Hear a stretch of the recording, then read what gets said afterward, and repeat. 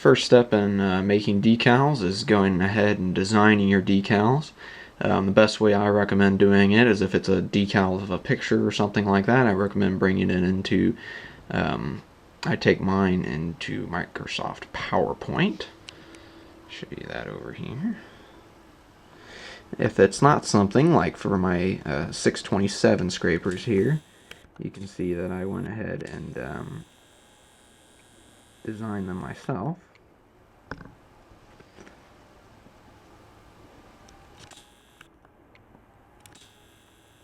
That's what it looks like on the computer there.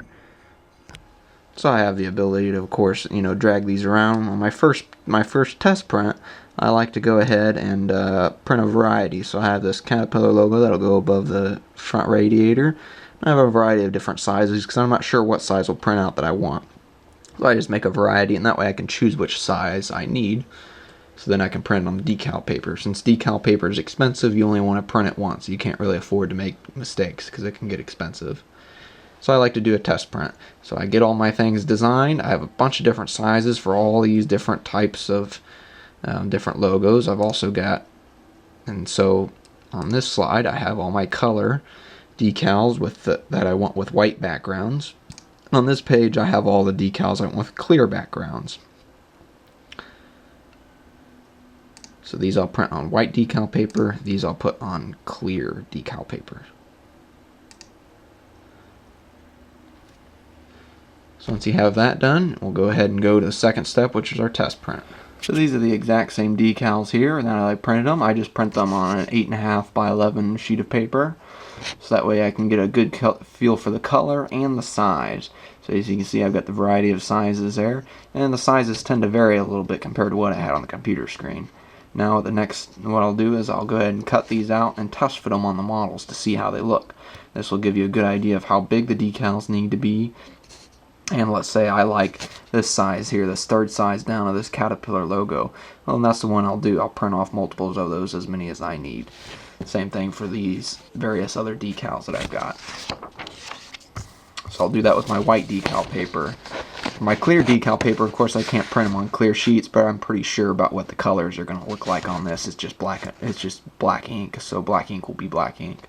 Of course, I've got different sizes, and I'll go ahead and cut out and test fit those as well for size. Alright, and the next step is going to be go ahead and loading and printing on the actual decal paper. Alright, this step is to double check and go ahead and actually print the decals. So the first thing we want to do is we want to check those paper decals that we printed off last time. Make sure they're the right size. Choose your size. So this is a 627B decal that I have here. It's the right size that I want. So I selected that of the multiple sizes I had. And then once you've selected all the sizes you want, go back up here to PowerPoint.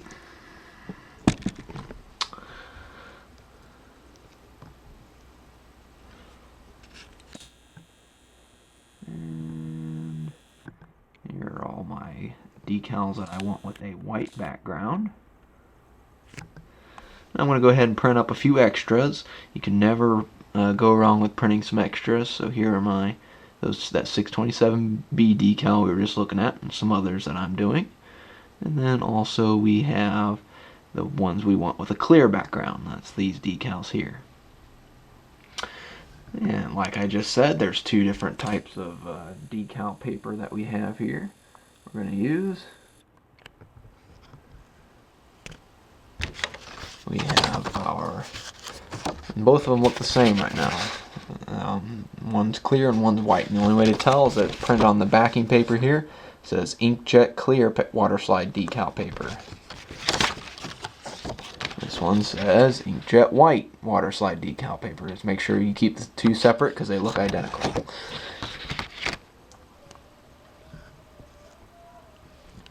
So the instructions with the decal set say to leave all the printer settings the same as if it were normal office computer paper. So that's what I do. Go ahead and load up the paper here. And in my printer it goes in face down. Your printer may be different on how to actually load the paper. Go ahead and put in our white decal paper there.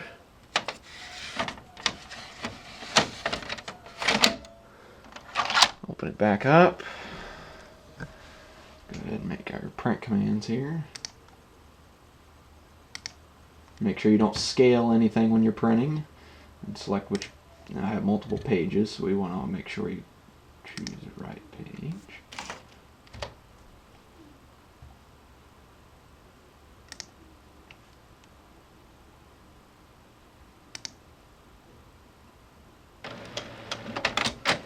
Print here and just give it a minute. Hopefully it won't take too long.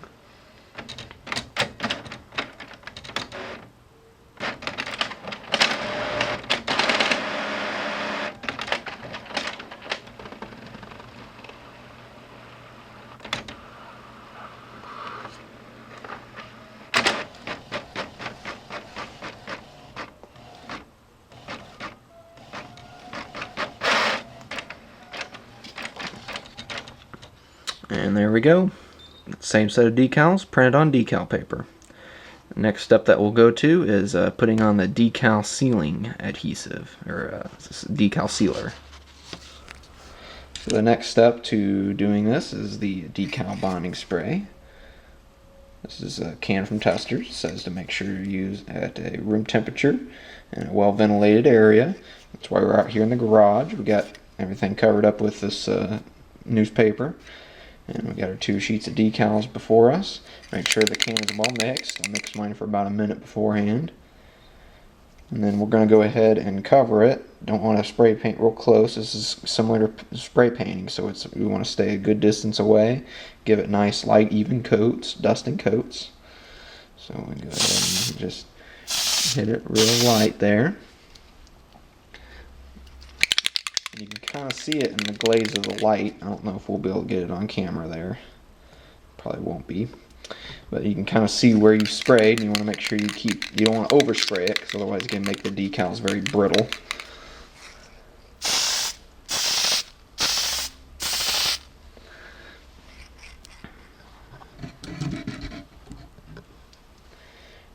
And that's it. There's no actual, you don't need to clean out this can by holding it upside down like a spray painting. Paint doesn't plug up that way. So that's that step. I like to let these dry overnight now. It's not necessary, but it's a good idea just to let them dry and make sure this bonding spray is good and healed up before you go ahead and apply the decals. Alright, this will be the final step in putting on decals, making decals for your scale model. That's the final step to apply the decals. So I have my little Euclid TC12 logo, and it's going to go right on this spot right here.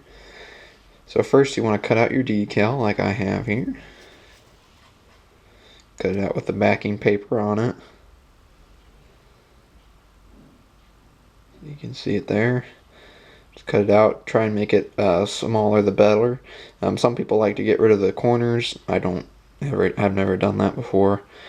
It makes it easier to handle for me with the corners. So what we want to do is we want to take it. I got my cup of cool water here. Go ahead and put it in there. Hold it in there for 10 seconds.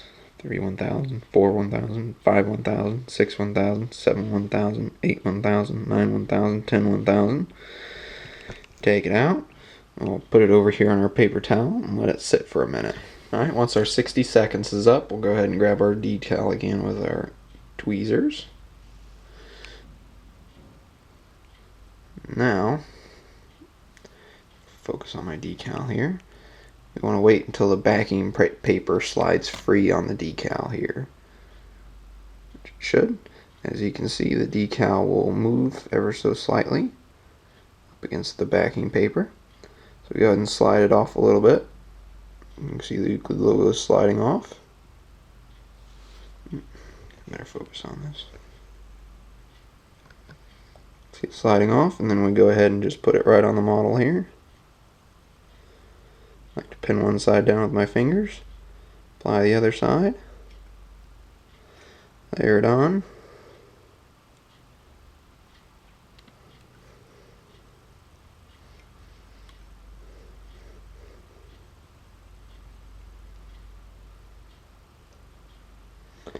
And just like that, you have applied your custom decals to the model.